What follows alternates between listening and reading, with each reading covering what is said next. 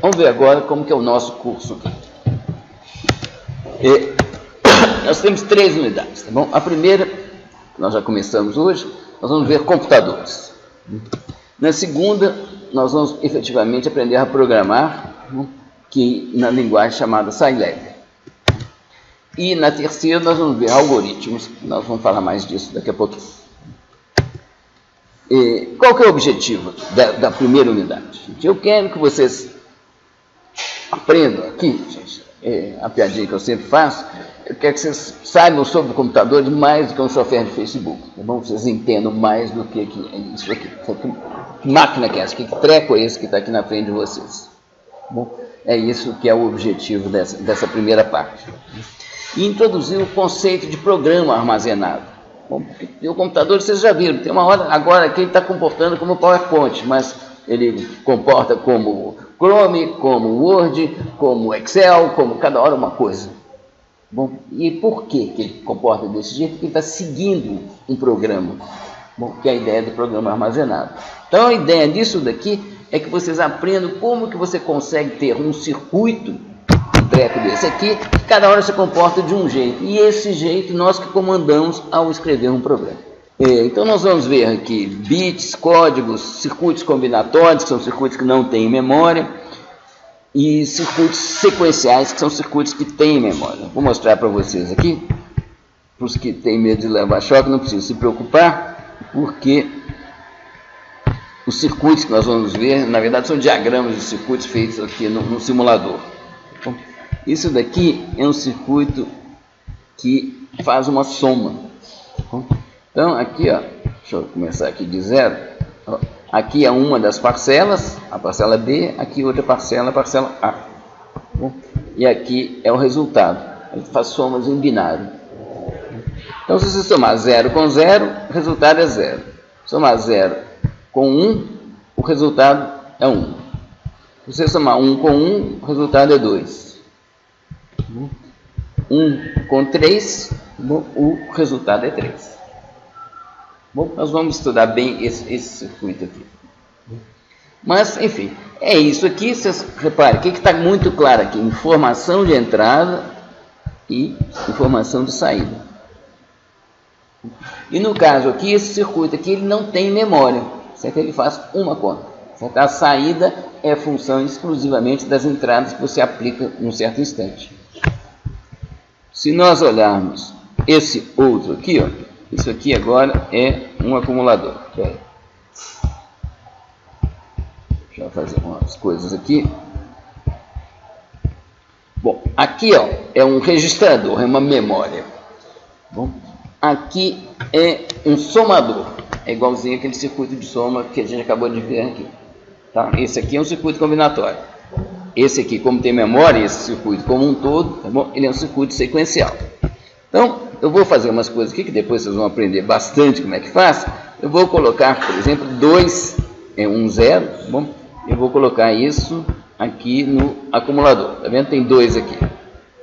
Bom, e agora eu vou colocar 1 aqui. Na hora que eu apertar aqui, ó.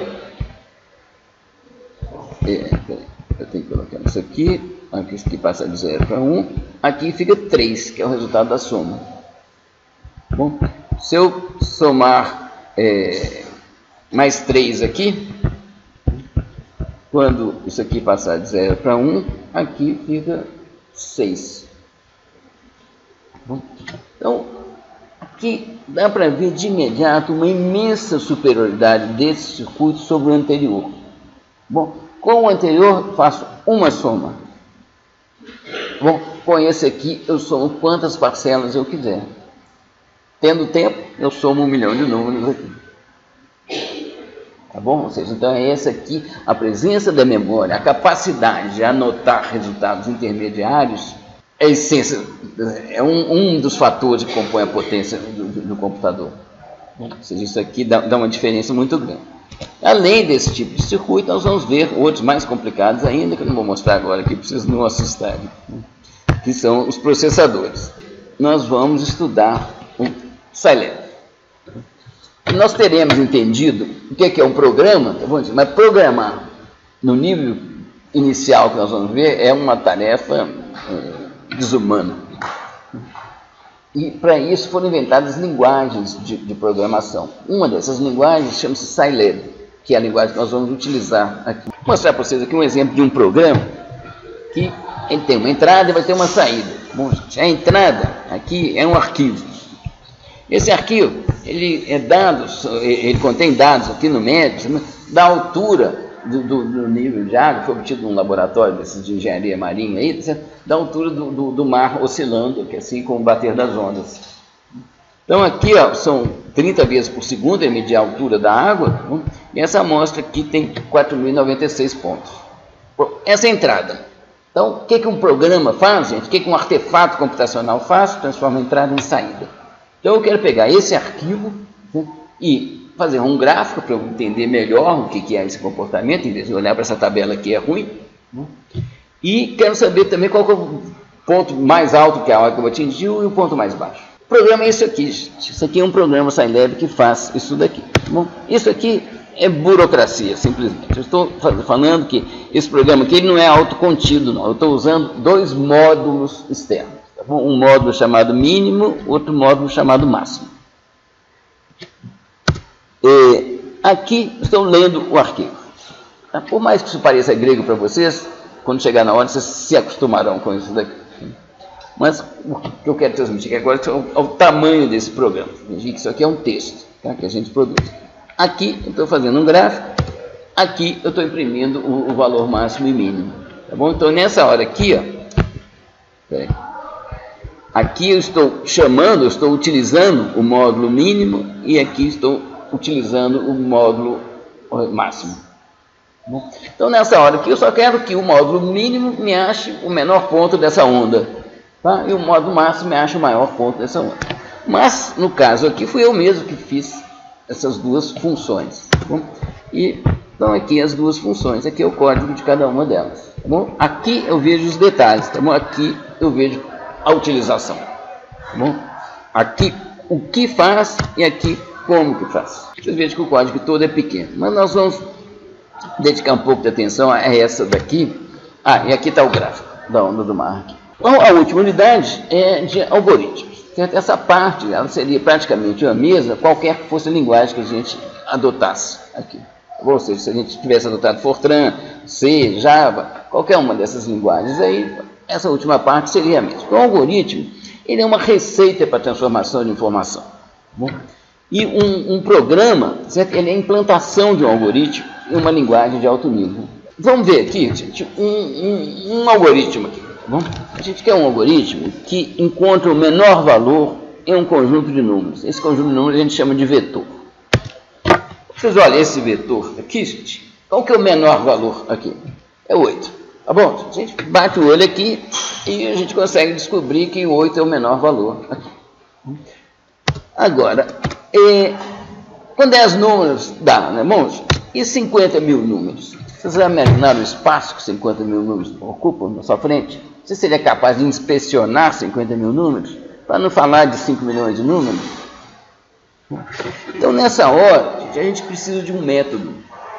Esse método é um algoritmo. O algoritmo ele é construído de tal forma que a gente acredita no funcionamento dele e ele vai ficar lá, mexe nos números, depois ele vai sair um valor lá que você vai confiar que ele efetivamente é o menor entre 50 mil ou 500 mil outros números.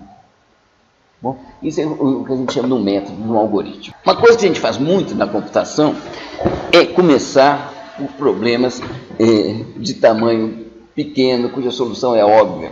São problemas ridículos. Um vetor de 50 mil números eu não sei achar, não. Mas um vetor de um único número, eu sei qual que é o menor valor ali presente. Não sei. É o único valor presente do vetor. Bom, ou seja, esse caso é fácil. Então, agora, a gente tem que partir para uma outra coisa, que é pegar um gancho para a gente avançar. Tá bom? Esse gancho para avançar, a gente faz por indução. Tá bom? Então, eu vou considerar partes do meu vetorzão. Eu vou começar com uma parte. Vou supor primeiro que eu conheço já o menor num pedaço do meu vetor aqui. Aí eu pego o próximo que está fora desse pedaço e comparo com esse menor da parte já explorada. E o menor da parte que inclui esse próximo aqui vai ser o menor dentre ou seja, o menor entre os números que vão de A1 até A índice K e A índice K mais 1, o menor dentre esses dois é o menor da parte que vai de 1 até K mais 1. Você fez um pequeno avanço, você faz uma comparação com o mínimo que você já conhecia, com o novo elemento que você está examinando, certo? Decide qual dos dois que é o menor dentre esses dois é que é o menor de todos. Vai ficar mais claro com o exemplo aqui. Eu começo com uma parte do meu vetor aqui, aquilo que a gente fez batendo o olho, vamos fazer de um jeito mais complicado aqui, tá bom? Mas a gente começa com isso daqui, tá bom? Ou seja, qual que é o menor da parte do vetor aqui que só contém o 39? É o 39, tá bom? Esse é fácil. Agora, qual que é o menor da parte que contém o 39 e o 24? Eu comparo o 24 com o menor que está aqui. E então eu concluo que o menor dessa parte aqui, que tem dois elementos já, a parte explorada minha já passa de tamanho 2, certo? O menor aqui é 24. Repito o passo. Agora eu comparo o 50 com o 24. Qual que é o menor? É o 24. Então agora eu já sei qual que é o menor dessa parte do vetor aqui, que tem 3 elementos. Repito para esse 42. Pronto. Ou seja, a gente consegue programar isso daqui. Você faz um programa que faz. E um programa, você manda o computador fazer isso 1.734 vezes, entende? Ele faz por você instantaneamente. Faz muito rapidamente.